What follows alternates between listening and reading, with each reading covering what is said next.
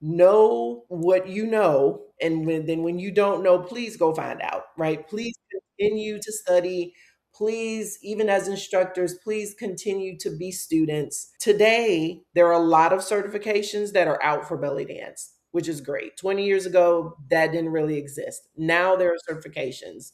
Welcome back to Beyond the Steps, produced by Apollo Performance Wear and Turning Point Dance Creations.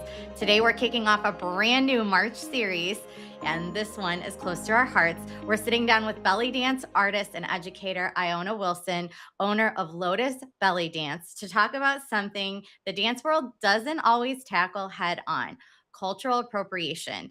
Who does belly dance belong to? How do we engage with it responsibly? Iona, we're so happy you're here. Thank you so much. Oh, thanks for having me. I really appreciate it. Really appreciate it. Yes, we love first time guests. So we're going to jump right in so we can make sure that we get as much as we can in with you while we have you. So let's start here in plain terms. I think we all have an idea of what cultural appropriation is, but what do you think it actually looks like in belly dance?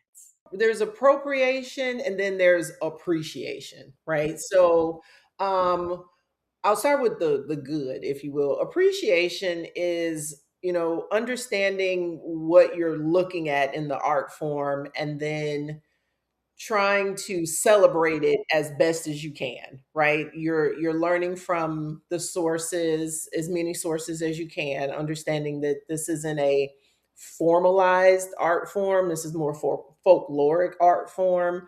So you're pulling from a number of sources, but you're understanding as much as you can, and then you're celebrating it as much as possible, and you're giving as much appreciation to it as possible. The appropriation part kicks in when you go to uh, say here in the States, because it's not originated here in the United States.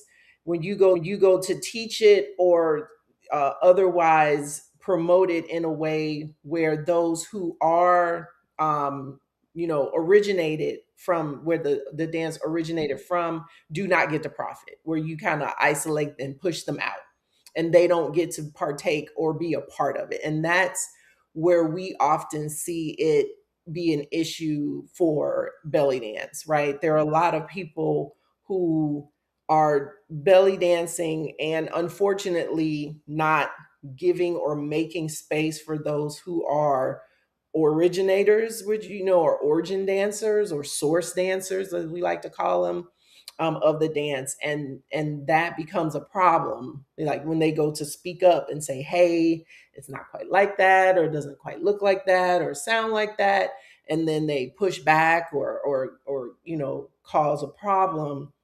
That's where the appropriation really stands out, becomes the issue. Yeah, and I think that's a great point. I want to call that out. It's a great transition into our next question. But for anybody out there listening that is thinking about, changing, closing this video out because it's belly dancing, you don't belly dance. This topic and this theme applies across the entire dance industry and outside of it as well. I mean, we have these conversations all the time when it comes to hip hop and jazz and Latin dancing and you name it. We can have these conversations. So definitely, don't focus so much on the narrowing in of the theme. Go bigger than that. And how can we apply this conversation to dance in general and even movement beyond dance? But Iona, belly dance has really deep cultural roots, like so many things in the dance world, right? Can you give us a quick snapshot of where it comes from and why that history matters for anyone that's practicing today? Yes, absolutely. So there are a lot of stories, but the one that resonates most is that it's Egypt. That's, we hear that the biggest, the largest, the most consistent, we'll say, story of origin is Egypt, where we see belly dance originating from, right in the heart of Egypt and Africa, if you will, of the dance. And then from there, it radiates vast and fast, if you will, into other areas. And then from there, it as it rolls out, it picks up, other ideologies and sources, and as as it grows, but its source right? Where it starts is Egypt. And I was just there in Egypt. I think it was 2023, 2022, 2023. And we got to go back to Cairo. We got to go back to Luxor and really work with some source dancers, the source instructors. This is all they do. And really get to learn movements that were like, oh, okay, we might not have been doing that absolutely correctly, but okay. But to understand exactly how it was to be done, that was really inspiring. So yeah.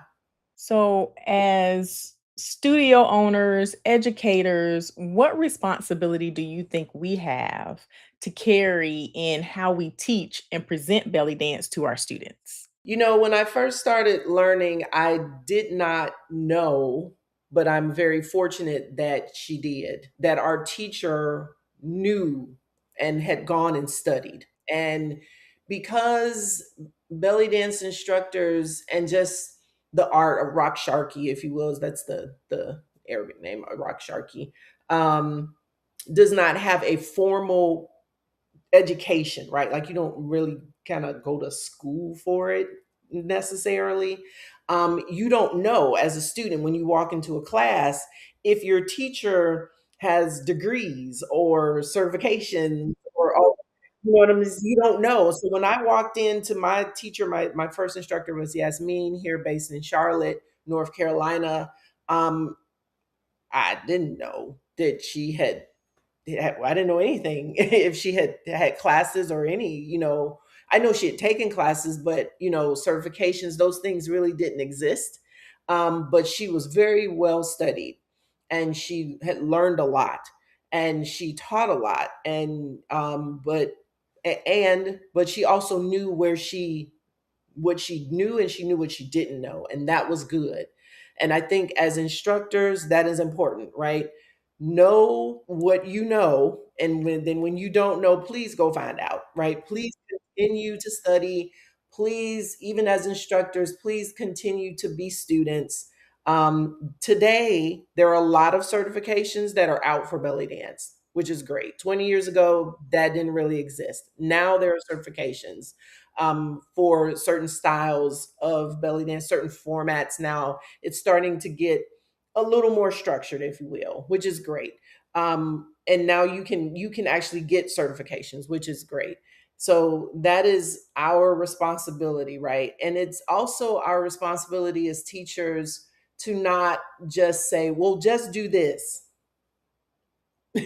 but to actually teach the history behind the movement and why we're doing what we're doing.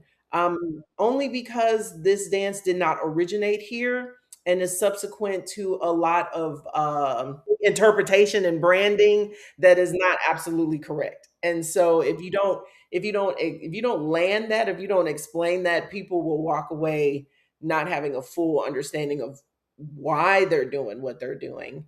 And so and that's not fair not only to that student but even to the origin of the dance itself. So that is absolutely important. And should you decide, especially for those of us who are fusion based belly dancers, so those of us who've learned the origin style and then start to kind of turn it, learn the origins before you turn it. And that's probably for any style of dance, right? I love being a fusion dancer. Please don't make me choose, please don't make me pick. But I will always say, know your roots before you turn them, right? Before you bend them. And so I think that is also important. And so I will explain to our students, hey, this is how it originated. This is how we turned it. And that is important for them to understand that. So if they leave me, if they go and learn somewhere else, that they can understand and see that difference as well. That is very important to me. I'm really taking away two things from this episode, and I know we have to wrap it up, but is really from a student perspective. Take that belly dance class, get exposed to it, figure out if it's something that you really love and you have fun with. But if you're going to keep training, understand that there are questions you have to ask, and there's a different level. There's a way to really, really, really learn it and understand it appropriately, and make sure you're aware that when you get to that point in your training that you're asking for those questions so that you're contributing positively. But on the education side of things, I think teachers sometimes think in dance, this is a industry wide issue, right? Like when you're an educator, you run out of time to do everything. There's just never enough time to get it all in. And I think people think they've got to have like a lecture. And it's really, I mean, correct me if I'm wrong. It's not really about that. It's about fusing those little bits of knowledge into lessons in small increments. And so by the time been in this class for a year, you've amassed this whole, you know, group of information that you didn't have before. So I think it's really important to understand we don't have to be overwhelming about it, right? I agree. And I feel like now there are lectures now, which is great.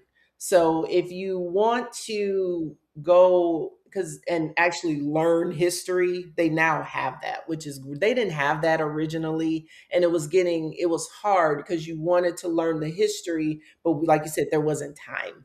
And so we would try to learn as little as much as we could, but now there are actual, historical dance lectures that would be at the conferences, the same conferences where we could go and learn a choreography or learn a drum solo or whatever, learn technique as well. So that has helped out tremendously. Wonderful. Thank you so much. We're learning so much today from Iona, but we're a company or we're a group, but we're partners based in education and science and research and all the things and evidence-based research. And so the STEPS initiative course is something that we created that was really the catalyst for this show as it stands today. It's the STEPS initiative course.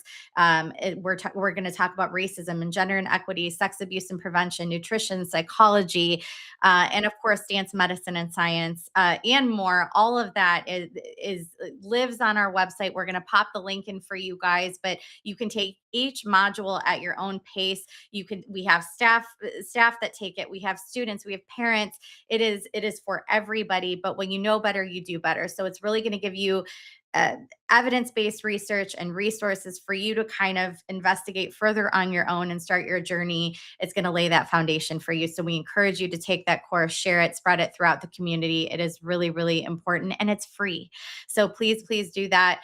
Iona, how can people get in touch with you and follow you and learn from you? Can you give us your information?